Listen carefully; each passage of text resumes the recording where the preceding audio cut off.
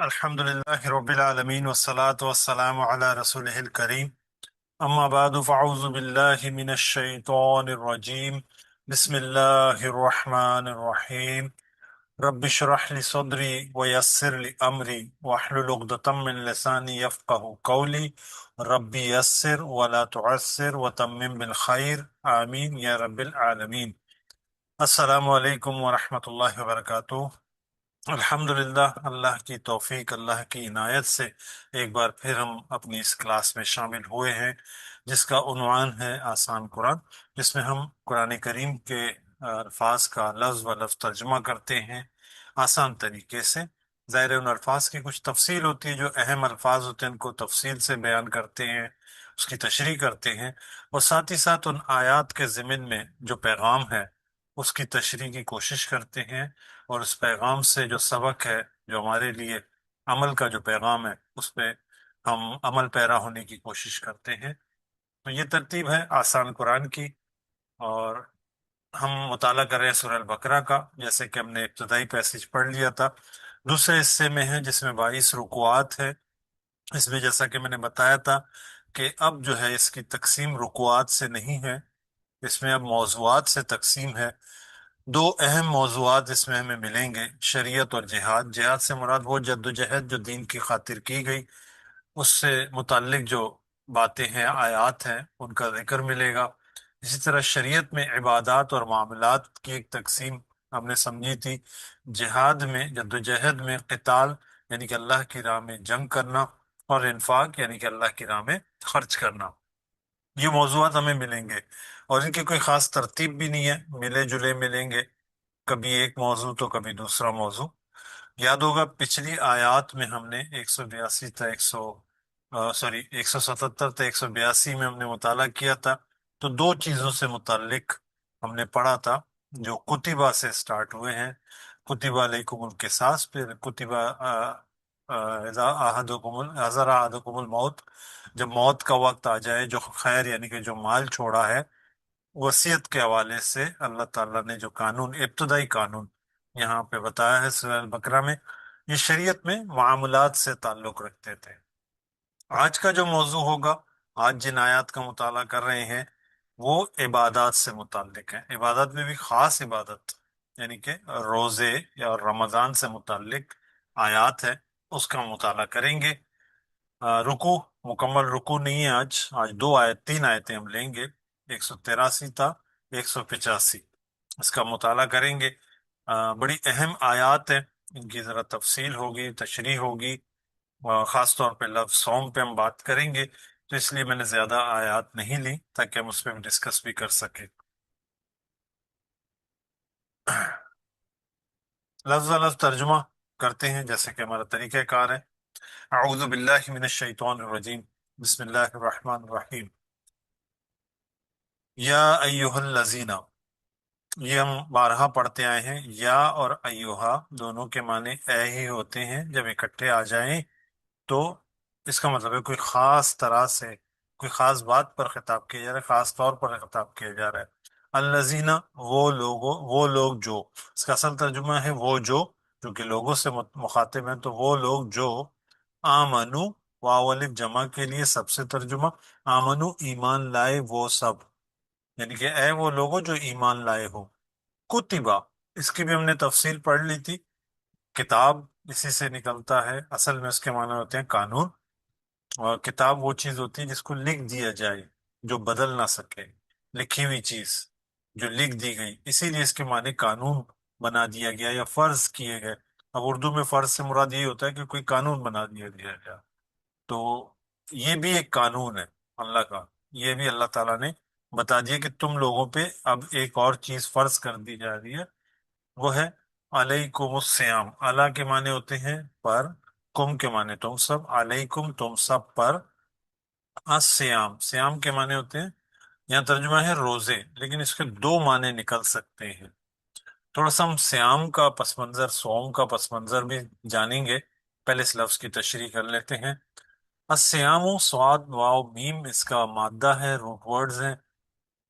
اور ساما یسوم، سومن یا سیامن، یہ جب اس طرح لکھا جاتا ہے تو یہ سیام جو ہے یہ کام کا نام ہے، یعنی کہ کام جو ہے ساما ہے، روزہ رکھا، یا سومو روزہ رکھتا ہے، سیامن یعنی کہ اس کا نام ہے روزہ، روزہ رکھنا، ٹھیک ہے؟ تو اس طرح اس شکل میں آ کر یہ واحد کے صیغے میں اس کا ترجمہ ہوگا روزہ۔ اگر اس کو ہم اس طرح دیکھیں، کیونکہ ایک اور وزن بھی اسی شکل میں آتا ہے، جیسے رجلن ہے، رجلن کے معنی ہوتے ہیں ایک شخص، نا ایک بندہ، ایک مرد، رجال اس کی جمع ہے، تو رجالن، رجلن کا رجالن، جبل پہاڑ کو کہتے ہیں جبلن، اس کی جمع کیا ہوتی ہے؟ جبالن، عبد غلام یا بندے کو کہتے ہیں عبدن، اس کی جمع کیا ہے؟ عبادن، یعنی کہ فعالن، اس وزن پہ بھی کوئی لفظ آتا ہے تو اس کی شکل ایسی ہی بنتی ہے، جیسے کہ سومن، سیامن۔ اب یہ سیامن، اب یہ دیکھیں دونوں ملتی جلتی شکلیں ہیں، سیامن اس طرح الف لام لگ کے یہ سیامو ہو گیا، تو روزہ بھی اس کا ترجمہ ہے، یعنی کہ پورے روزے کے متعلق بات ہو رہی ہے، اور روزے بھی اس کا ترجمہ کرتے ہیں، اور میں پریفر کرتا ہوں یہ ایک کام کا نام ہے، سیام اس طرح کہا گیا کہ تم پر روزہ فرض کیا گیا، مطلب ایک جنس کے طور پہ بات کی جا رہی ہے۔ کما، کما کاف اس طرح شروع میں لگتا ہے تو کی مانند، جیسا، جس طرح، اس طرح ترجمہ دیتا ہے کما، جیسا کہ کتبہ فرض کیے گئے۔ اچھا، مزید ہم روزے کو سمجھ لیتے ہیں، پھر آگے انشاءاللہ چلتے ہیں۔ اب یہ جو سوم کا لفظ ہے عربوں میں یہ اتنا عام نہیں تھا، مطلب یہ روزے سے متعلق انسان جو روزہ رکھتے ہیں اس طرح ان میں عام نہیں تھا، کیونکہ ان میں یہ روایات باقی نہیں رہی تھی، لیکن یہود و نصارہ میں یہ چیز باقی تھی، وہ روزے رکھتے تھے اور اسی طرح رکھتے تھے جو کہ شریعت میں نافذ تھا۔ تو اگلی آیتوں میں پتہ چلے گا کہ یہ پچھلے لوگوں پہ فرض تھا، تو ان کا نہیں تھا۔ عرب جو ہے اس لفظ کو، سوم کو استعمال کرتے تھے اپنے گھوڑوں کو سدھانے کے لیے۔ ساما کے معنی ہوتے تھے رک جانا، ٹہر جانا، باز رہنا، یہ اس کا مفہوم بنتا ہے، جو بھی وہ یہی مفہوم بنتا ہے، ٹھیک ہے؟ اب عربوں میں ہمیں پتہ ہے کہ صحرا کا جو جہاز جس کو کہا جاتا ہے، جو اونٹ ہے وہ جانور تھا، ظاہر ہے وہ صحرا کی سختیاں، بھوک پیاس برداشت کرنے والا جانور تھا، وہی جانور وہ سواری کے لیے استعمال کیا کرتے تھے۔ لیکن عربوں میں یہ خصلت بھی تھی کہ جنگ و جدل اور غارت گری اس طرح کے کام کرتے تھے، تو اونٹ اس کے لیے مناسب جانور نہ تھا، ان کو کوئی تیز ترین جانور چاہیے تھا سواری کے طور پر تاکہ وہ اس کا استعمال کرے، وہ گھوڑا تھا، لیکن گھوڑے میں وہ سختی برداشت کرنے کی عادت نہیں تھی، تو بڑے اعلیٰ نسل کے گھوڑوں کو یہ تربیت دیا کرتے تھے۔ تربیت کا عمل کیا ہوتا تھا کہ مالک کے حکم کے بغیر گھوڑا نہ کھاتا تھا نہ پیتا تھا، اس کو ایسی تربیت دی جاتی تھی، اور ظاہر ہے وقت لگتا تھا اس تربیت میں، پہلے وہ مالک اس کو ڈنڈے سے روکتا تھا، پھر سامنے کھڑا ہو کے روکتا تھا، پھر دور ہٹ کے روکتا تھا، پھر جب تک مالک نہ اشارہ کرے وہ کھاتا پیتا نہیں، تو اس سے فائدہ یہ ہوتا تھا کہ ایسا ہو جنگ میں کسی گئے یا کسی مہم پہ نکلے تو وہاں پتہ چلا کہ گھوڑے وہاں پہنچتے ظاہر ہے بھوک پیاس، پانی کا کنواں دیکھا اور پانی کی طرف دیکھا نکل گئے، چارہ دیکھا چارے کی طرف نکل گئے، تو اس کو اس طرح کی تربیت دی جاتی تھی کہ وہ مالک کے حکم کے بغیر کچھ نہ کرے، اس کو سوم کہتے ہیں، ٹہر جانا، مالک کا باز رہنا، بغیر اجازت کے کچھ نہ کرنا۔ یہی سوم کا لفظ عربی میں اس تربیت کا نام ہے جو کہ ہم رمضان میں یا روزے رکھتے ہوئے تربیت لیتے ہیں، وہ تفصیل ہم سمجھیں گے مزید، کہ اصل میں روزہ جو ہے ہماری تربیت کا ایک حصہ ہے، جس میں اللہ کے حکم کے مطابق ہم ایک وقت، یعنی کہ صبح طلوع سے لے کر غروب تک ہم کھانا پینا اور جو انسانی خواہشات ہیں ان میں سب سے زیادہ جنسی جو تعلقات ہیں مرد و زن کے، اس سے رک جاتے ہیں، یہ اللہ کے حکم کے مطابق، تو یہ سوم کی تشریح ہے۔ اچھا، عربوں میں یہ لفظ عام طور پہ استعمال ہوتا تھا جملوں میں اس طرح، سامع عن النکاح، نکاح سے باز رہنا۔ اچھا، سامع عن الکلام یعنی کہ خاموش رہنا، بات کرنے سے روکنا۔ اسی طرح سامع عن السیر، سیر کرنے سے، چلنے پھرنے سے روکنا، تو اس طرح یہ معنی اس کے استعمال ہوتے تھے، لیکن قرآن نے اس کو استعمال کیا علیکم السیام، یعنی کہ وہ روزہ، یہ ایک ایسا ٹول دے دیا اب یہاں جو بات ہو رہی ہے نا ان دو آیات میں، روزے سے متعلق بات ہو رہی ہے یہاں پر۔ رمضان کی ابھی بات نہیں ہو رہی ہے۔ مولانا مودودی کے مطابق ان دو آیتوں کے بعد آیت نمبر 185، دونوں میں تقریباً 1 سال کا وقفہ ہے۔ اور اسی طرح ڈاکٹر اسرار احمد صاحب بھی کہتے ہیں کہ یہ جو آیتیں ہیں در حقیقت رمضان سے متعلق روزے کی آیتیں نہیں ہیں، البتہ روزے سے متعلق آیات ہیں۔ تو پہلے جو ہے اللہ تعالیٰ روزے کی اہمیت اور روزے کا جو کام ہے، جو روزہ جو ٹول ہے جس کو استعمال کر کے ہم اپنی تربیت کر سکتے ہیں، اس کے فائدے بتا رہا ہے، اور اس سے جو حاصل ہوگا وہ کیا ہے وہ بتایا جا رہا ہے۔ تو یہ روزے کے متعلق ہم سمجھ رہے ہیں۔ کتبہ علیکم السیام، تم پر روزہ فرض کر دیا گیا، لازم کر دیا گیا، قانون بنا دیا گیا، کما کتبہ، جیسا کہ فرض کیے گئے یا لکھ دیے گئے، قانون بنا دیے گئے، علی الذین، اللہ کے معنی پر، الذین ان لوگوں، جو، ان لوگوں پر جو، من قبلکم، من معنی سے، قبل معنی پہلے، کم تم سب، تم سے پہلے، یعنی کہ تم سے پہلے جو لوگ تھے ان پر بھی روزے فرض کیے گئے۔ اس سے پتہ چلتا ہے کہ روزہ نبی کریم صلی اللہ علیہ وسلم کی شریعت میں کوئی نئی چیز نہیں تھی، سابقہ امتوں میں بھی یہ سلسلہ چلا آ رہا تھا۔ اسی طرح ہمیں پتہ ہے کہ یہود بھی روزے رکھا کرتے تھے، اور یہود جو ہے عاشورے کے دن کا روزہ رکھتے تھے، اور حضور صلی اللہ علیہ وسلم بھی عاشورے کے دن کا روزہ رکھا، اس کی تاکید کی، بلکہ ان سے مطابقت نہ ہو تو 2 دن کی تاکید کی گئی۔ اس کے علاوہ نبی کریم صلی اللہ علیہ وسلم عام طور پر ایام بیس کہتے ہیں، چاند کی جو 13 14 15 راتیں ہیں، وہ ہر مہینے 3 روزے رکھا کرتے تھے۔ یہ 3 روزے عام طور پہ رکھتے تھے اور صحابہ اکرام بھی رکھتے تھے۔ اس آیت کے بعد ان روزوں کو فرضیت کا درجہ مل گیا کہ روزہ رکھنا اب لازم ہو گیا ایک طرح سے۔ تو وہی روزے بتایا جاتا ہے کہ وہ فرضیت کے طور پر دیا گیا۔ اچھا، اس میں 2 آراء ہیں علماء کے۔ وہ یہ کہتے ہیں کہ نہیں، اصل میں یہ رمضان کی فرضیت کے لیے ہیں، لیکن واللہ عالم بالصواب، دونوں طریقے ہم جانتے ہیں، رمضان کی اہمیت اپنی جگہ موجود ہے۔ تو ہم اس کو ایسے سمجھتے ہیں کہ جو بھی ہے یہ ایک ٹول ہے جو اللہ تعالیٰ نے دیا ہے۔ اس ٹول کا کام کیا ہے؟ پچھلی آیتوں میں 2 بڑے احکامات دیے اللہ تعالیٰ نے۔ وہ کیا تھے کہ ہم مال کے حوالے، ایک تو قتال کے حوالے سے ایک قانون ہے، اس کو عمل میں لانا۔ پھر مال جو ہے ترکہ ہے، اس کے خرچ کرنے، مطلب تقسیم کرنے کے لیے ایک قانون بتایا گیا۔ اب یہ خوف خدا سے ہی ہو سکتے ہیں، مطلب اور کوئی ذریعہ نہیں ہے کہ ان پہ عمل کیا جائے۔ آپ دیکھیں معاشرے میں جو خرابیاں ہوتی ہیں وہ خوف سے بھی رکتی ہیں۔ سزا کا خوف ہوتا ہے، اللہ کا خوف ہے جیسے، تو معاشرے کی خرابیاں رکتی ہیں۔ تو یہ چیز کہلاتی ہے تقوی۔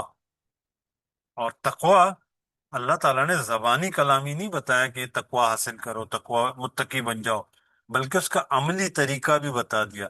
تو روزے کو اس چیز کا، یعنی کہ تقوی حاصل کرنے کا ذریعہ بتایا کہ اگر تم نے اللہ کے کہنے پر حلال چیز کو چھوڑ دیا ہے تو حرام کیا ہے؟ اب جو یہ زندگی ہے ہماری، یہ روزہ ہے۔ اللہ تعالیٰ نے سب کچھ ہمیں دے دیا ہے، لیکن کہہ دیا کہ ان چیزوں کو نہ کھانا ہے، یا جو بھی حرام ہے ان کے قریب مت جانا۔ ہم رک جاتے، تو در حقیقت ہم نے روزہ رکھا ہوا ہے زندگی بھر کا۔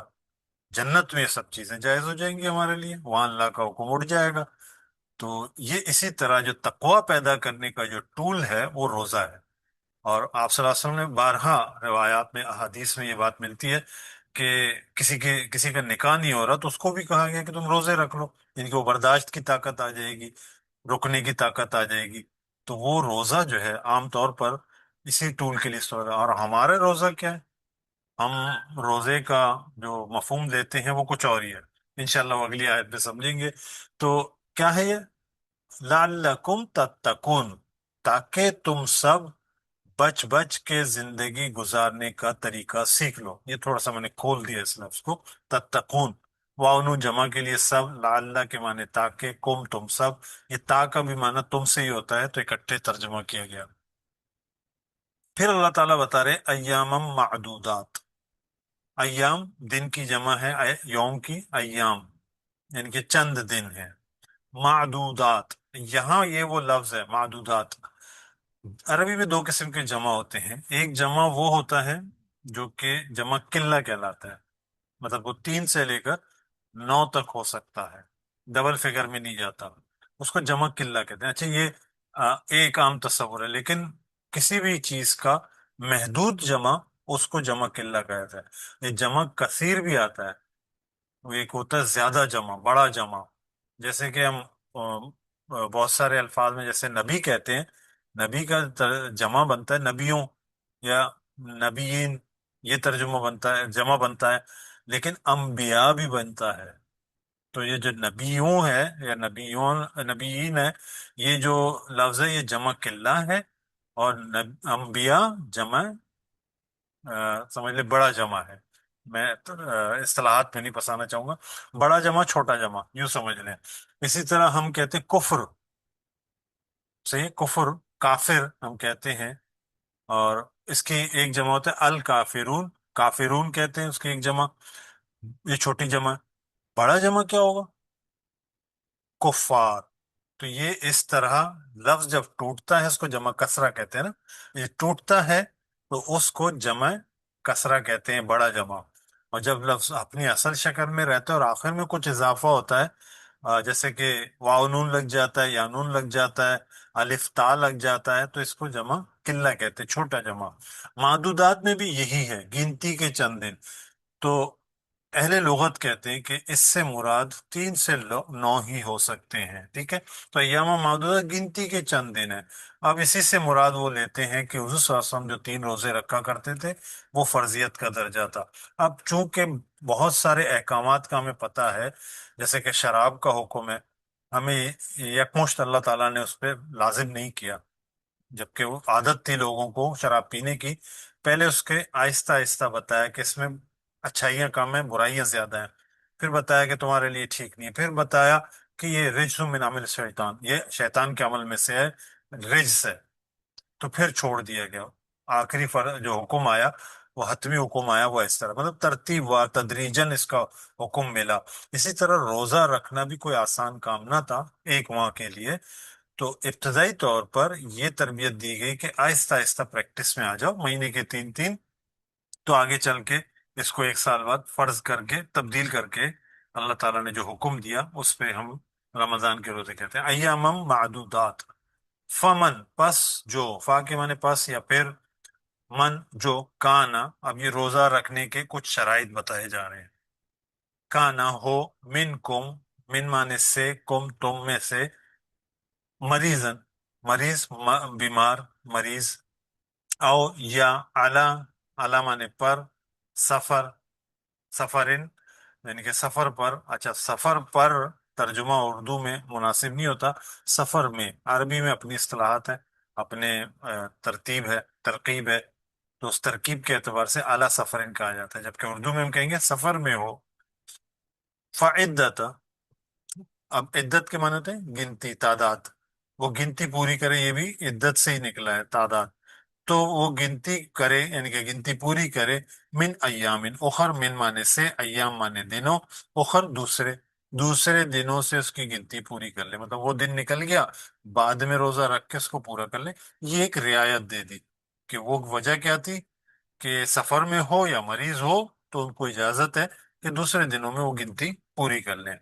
وَعَلَى الَّذِينَ اور ان لوگوں پر، یطیقونہ جو طاقت رکھتے ہیں. تواں یا قاف اس کا مطلب طاقت سے نکلتا ہے، یا کے معنی وہ، واؤن جمع کے لیے، وہ اس کی، جو اس کی طاقت رکھتے ہیں. اس کی کیا ہے؟ فدیتن طعام المسکین، طعام مسکین، وہ فدیہ دے سکتا ہے. تو اس کا ایک روزے کے بدلے میں ایک مسکین کا کھانا کھلانا ہے. مطلب کوئی روزہ نہیں رکھتا تو اس میں طاقت ہے کہ وہ فدیہ دے دے، طعام المسکین. پھر اللہ تعالیٰ مزید وصیت کر رہے ہیں، فمن تطوع پس جو خوشی سے کرے، اچھی طرح کرے، مطلب روزہ بھی رکھے، خیرن بھلائی ہے، فہو خیر لہ مطلب اچھائی کو خوشی سے کرے تو اس کے لیے بہتر ہے، فہو خیر لہ. فا مانے تو، ہوا وہ، خیر مانے بہتر، لہو اس کے لیے، لام کے معنی کے لیے، ہو اس کے لیے. وَأَن اچھا، اب یہ بتا دیے کہ بہتر ہے، لیکن اصل بات کی طرف دوبارہ لوٹایا جا رہا ہے، وَأَن، اور یہ کہ تصومو، تم سب روزہ رکھو، تاکہ مانے تم واو نون واو الف جمع کے لیے درمیان میں سوم، تم سب روزہ رکھو، خیر، بہتر ہے، لکم، تمہارے لیے، ان کن تم تعلمون، اگر تم سمجھ رکھتے ہو یا تم جانتے ہو یا تم سمجھتے ہو، یوں ترجمہ کر لو، اگر تم بہتر سمجھو، اس چیز کو سمجھ لو، تو تمہارے لیے یہ بہتر ہے کہ تم روزہ رکھو۔ اب یہ جو روزہ ہے اس کا مقصد کیا ہے؟ تقوی حاصل کرنا، تقوی حاصل ہوگا روزے سے۔ اب یہ فیسلٹیز تو دے دی اللہ تعالیٰ نے، لیکن وہ تقوی حاصل نہ ہوگا تو بہتر کیا ہے ہمارے لیے؟ کہ ہم تقوی کی پریکٹس کریں تو روزہ ہی رکھیں۔ تو ماشاءاللہ کچھ لوگ ہیں جو عام دنوں میں بھی روزے رکھتے ہیں، یوم بیس کے بھی رکھتے ہیں، عاشورہ کے بھی رکھتے ہیں، تو یہ ایک پریکٹس ہے۔ اور اسی طرح آپ صلی اللہ علیہ وسلم سے ایک اور روایت ہے صحیح مسلم میں، کہ وہ رمضان کے بعد 6 روزے رکھا کرتے تھے، اس کی ایک کیلکولیشن بتاتے ہیں کہ وہ پورے سال کے روزوں کے برابر ہو جاتے ہیں۔ تو یہ دو آیتیں بتا رہی ہیں ہمیں کیا؟ کہ روزہ جو ہے وہ ٹول ہے جس کے ذریعے سے ہم زبانی کلامی نہیں، عملی طور پر تقوی کیسے حاصل کریں۔ اگر جس نے اس تقوی کے بارے میں کبھی سوال پوچھا تو اس کے لیے قرآن نے یہ جواب دے دیا کہ تقوی حاصل کرنے کا بہترین طریقہ کہ اللہ کے احکامات پہ کیسے پابند رہیں، تو اس کا طریقہ یہ ہے جسمانی طور پر۔ اب روزے میں ہوتا کیا ہے؟ اب وہ انشاءاللہ رمضان کی آیتیں بھی پڑھ لیتے ہیں، اس کے ساتھ ہم مزید روزے کو بھی سمجھیں گے۔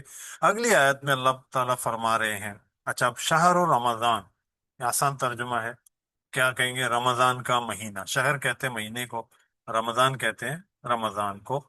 مثلا اس کا لغوی جو معنی نکلتا ہے وہ گرم، جلانے والا، چونکہ وہ ان دنوں سے متعلق غالباً بہت سارے مفہوم بتائے جاتے ہیں کہ وہ گرمیوں کا مہینہ عام طور پر ہوا کرتا تھا جب یہ روزے کی فرضیت تھی، تو رمضان کا ہی مہینہ اس کو شمار کیا گیا، اب اس کا نام پڑ گیا میرا۔ یہ کہنے کی بات ہے، حقیقت کیا ہے؟ رمضان ہم نام کے طور پہ جانتے ہیں، شہر و رمضان۔ اب رمضان کا سنتے ہی ہمارے ذہن میں سب سے پہلی چیز کیا آتی ہے؟ ہو کل کا دن سب سے بڑا ہونے والا ہے سارا دن بھوکا پیاسا رہنے والے ہیں، یہی آتا ہے، کھانا پینا، اور سحری میں کیا بنے گا، افطاری میں کیا بنے گا، یہ تصور آتے ہیں۔ آگے بڑھ کر اچھا ہے، مطلب ایک خوشی کے ساتھ کہ اب رات کو تراویح بھی پڑھیں گی، راتیں بھی لمبی ہو جائیں گی ہماری، اور لمبی لمبی رکعتیں ہوں گی، اور جب لمبی لمبی رکعتیں سے مراد تراویح کی ماشاءاللہ طویل رکعتیں ہوتی ہیں، قرات ہوتی ہے، قرآن پڑھا جاتا ہے، تو وہ سب ذہن میں آ رہا ہوتا ہے۔ اور آگے بڑھ کر چلے جائیں تو رمضان کے بعد کی بھی پلاننگ ہم رمضان میں ہی کر رہے ہوتے ہیں، عید، شاپنگ، بازار، یہ سب چیزیں، یہ ہمارے ذہن میں عام طور پہ تصور آتا ہے۔ اللہ تعالیٰ رمضان کا ذکر کرتے ہیں اور اس کے ساتھ جس چیز کا ذکر کرتے ہیں وہ ہمارے عام طور پر ہماری گفتگو سے بالکل فارغ ہے ہی نہیں۔ شہر و رمضان، رمضان کا مہینہ وہ ہے، الذی، وہ جو، انزلہ، نازل کیا گیا، فی ہی، اس میں، القرآن، سب سے پہلا تعارف اس کا یہ ہے کہ اس رمضان کے مہینت کو وہ فضیلت اس لیے ملی، اس رمضان کے مہینے کی اہمیت اس لیے ہے کہ اس میں قرآن کا نزول ہوا، یہ نازل ہوا ہے۔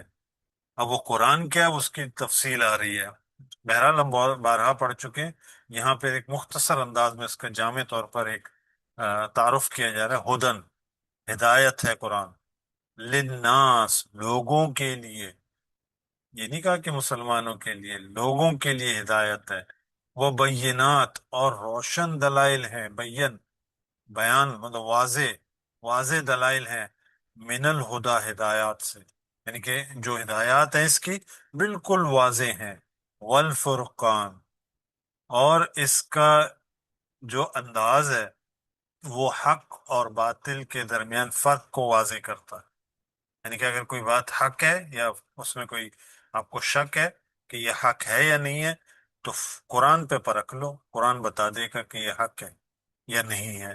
تو حق و باطل میں جو فرق ہے، یعنی کہ آخری درجے میں جا کے فرق کرنے والا، اس کو فرقان کہتے ہیں، وہ کیا ہے؟ یہ قرآن ہے۔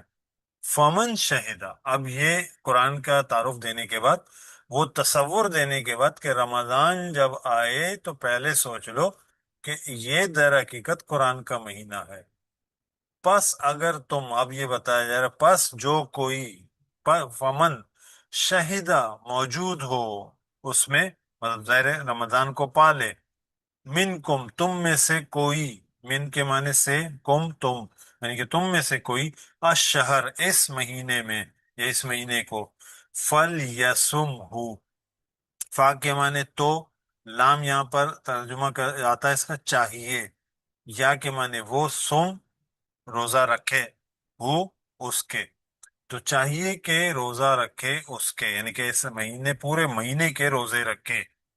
اب وہ جو روزہ جس کی حقیقت بتائی کہ وہ تقوی کا ذریعہ ہے، اب اس کو ایک دو دن سے وہ بات نہیں بنے گی، اب اس کے لیے مستقل ایک پریکٹس کی ضرورت تھی، تو پورے مہینے کے لیے وہ تقوی کا جو ذریعہ ہے، یعنی کہ روزہ، اس کا استعمال کرو۔ عام طور پہ ہم نے دیکھا ہوگا کہ رمضان میں، اب پورے سال ہم جو کچھ بھی کرتے ہیں نا، مطلب اپنے اس جسم کے لیے کرتے ہیں، جو موجودہ شکل ہے ہماری، مطلب جسم خاک، ایک ہوتا ہے ہمارا باطن، ایک ہوتا ہے ہمارا ظاہر، ظاہر کے لیے ساری کوششیں کر رہے ہوتے ہیں، کھانا پینا ہو، مطلب اس کو سنوارنا ہو، جسم کو، کپڑے ہو، باقی معاملات ہو، جسم کی خواہشات کو پورے کر رہے ہوتے ہیں۔ لیکن آپ غور کریں کہ روحانی جو ہے ہماری جو حالت ہے، وہ بالکل پیچھے چلی جاتی ہے، اور یہی وجہ بنتی ہے کہ ہم روحانیت سے دور ہو جاتے ہیں اور ہم غلط کاموں میں زیادہ پڑ جاتے ہیں۔ تو اللہ تعالیٰ اب اس پریکٹس میں کیا کر رہے ہیں، اب غور کیجئے گا کہ کیا ہوتا ہے رمضان میں، کہ آپ کے جو جسمانی، جو جبلی تقاضے ہیں، ان کو روک رہے ہیں۔ وہ کیا ہیں؟ خاص طور پر آپ دیکھیں کہ جو انسان کے خواہشات میں سب سے بڑی خواہش کیا ہوتی ہے، مطلب جو جبلی تقاضا کیا ہوتا ہے، وہ مرد و زن کا تعلق ہوتا ہے، اس سے روکا گیا۔ دوسرا کیا ہے جس کے ذریعے، مطلب اہم ترین کیا ہے، وہ کھانا پینا ہوتا ہے، اس سے روکا، یعنی کہ سب سے ٹاپ کی دو چیزیں روک دی گئی کہ یہ نہیں کرنا ہے روزے کی حالت میں۔ اور راتوں کو آپ کو کہا جا رہا ہے کہ قرآن کے ساتھ کھڑے ہو جاؤ، مطلب قیام کرو، تو راتوں کی نیندیں بھی روک دی گئی، مطلب اس روک دی گئی، مطلب یہ حکم دیا گیا کہ یہ بھی کیا کرو۔ اب آپ دیکھیں جسمانی طور پر جسم کو ایک طرح سے کمزور کیا جا رہا ہے، دوسری چیز جو روحانی خوراک ہے، یعنی کہ قرآن، اس سے مستقل تعلق بنایا جا رہا ہے، تو روح جو ہے طاقتوری۔ اب 11 مہینے جسم ہماری روح کو لے کے گھسیٹ رہا ہوتا ہے، اور 12واں مہینہ یعنی کہ رمضان کے مہینے میں ہماری روح اتنی طاقتور ہو جاتی ہے کہ اب وہ جسم کو جس طرف لے جائے، یعنی کہ گناہوں سے دور کرتا چلا جائے، جسم اس کے تابع ہو جاتا ہے۔ تو یہ پریکٹس ہے، اگر ہم اس پریکٹس کو باقی مہینوں میں بھی جاری رکھیں تو یہ وہ تقوی حاصل کرنے کا بہترین طریقہ ہے۔ تو اللہ تعالیٰ نے پریکٹیکلی بتا دیا کہ تقوی کیسے حاصل کیا جائے اور اس سے کیا فائدہ ہو سکتا ہے۔ فَلْيَصُمْ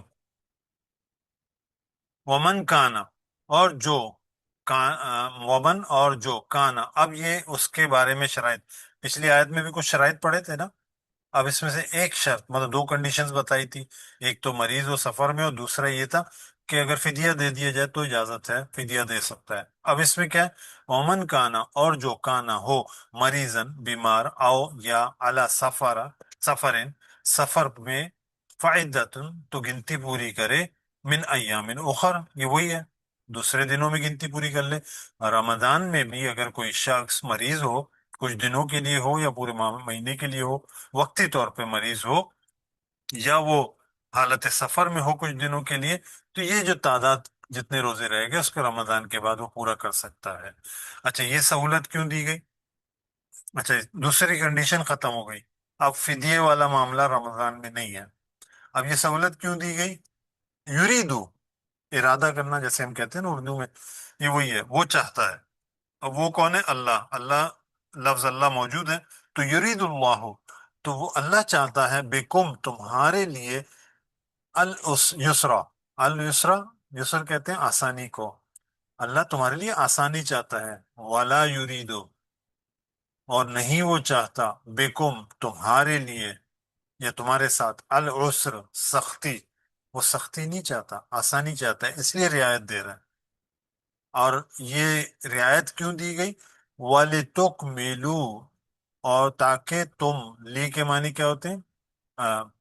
یہاں پہ ترجمہ تاکہ ہے، تاکہ معنی تم، واو الف جمع کے لیے، درمیان میں کیا ہے؟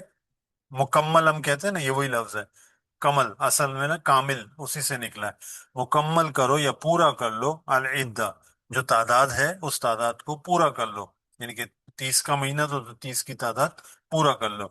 وَلِتُكَبِّرُوا، اور تاکہ تم کبر بڑا کرو، واول سب، یعنی کہ تم سب، اور تاکہ تم سب بڑا کرو اللہ، اللہ کو۔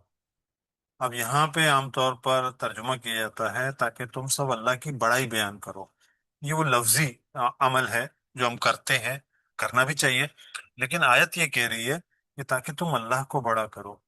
اب اس میں دو بڑی باتیں ہیں، اگر اس کو ہم سمجھ لیں، اللہ کو ہم کیسے بڑا کر سکتے ہیں؟ یہی کہا جا رہا ہے نا، تاکہ تم جیسے تکملو، تم پورا کرو، تکبرو، تم بڑا کرو، تو کیسے ہم اللہ کو بڑا کر سکتے ہیں؟ تو دو باتیں سمجھنے کی ہیں۔ ایک تو وہ کہ اللہ نے جو حکم دیا اور ہم نے اس کو مان لیا، تو گویا کہ ہم نے مان لیا کہ اللہ ہمارا بڑا ہے، اللہ کی بڑائی ہوگی، تو اللہ کو بڑا بنا لیا ہم نے اپنا، سب کچھ مانتے ہوئے، آقا، اپنا رب، اپنا مالک، اپنا خالق، سب کچھ مان کر اللہ کے حکم کے آگے سر تسلیم خم کیا، تو اللہ کو بڑا کیا۔ دوسرا یہ ہوتا ہے، ایک مثال تھوڑی سی میں دے دوں، ایک بچہ ہے، برے کام کرتا ہے، تو عام طور پہ محلے والے اس کی برائی کے لیے کیا القاب استعمال کرتے ہیں؟ فلاں کا بیٹا ہے۔ برائی کس کی ہوئی؟ بیٹے کی، باپ کی۔ عمل کون کر رہا ہے؟ بیٹا۔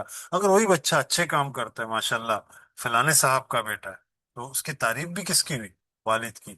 تو یہ عین بڑے کے اوپر یہ بات پلٹتی ہے، جب کوئی عمل ہمارا اچھا ہوگا، معاشرے میں ہمارا کردار اچھا ہوگا، تو لوگ کیا کہیں گے؟ یہ ہیں اللہ والے۔ تھوڑا سا جملہ تبدیل کر لیں، آج کل لوگ کہتے ہیں یہ ہیں اللہ والے۔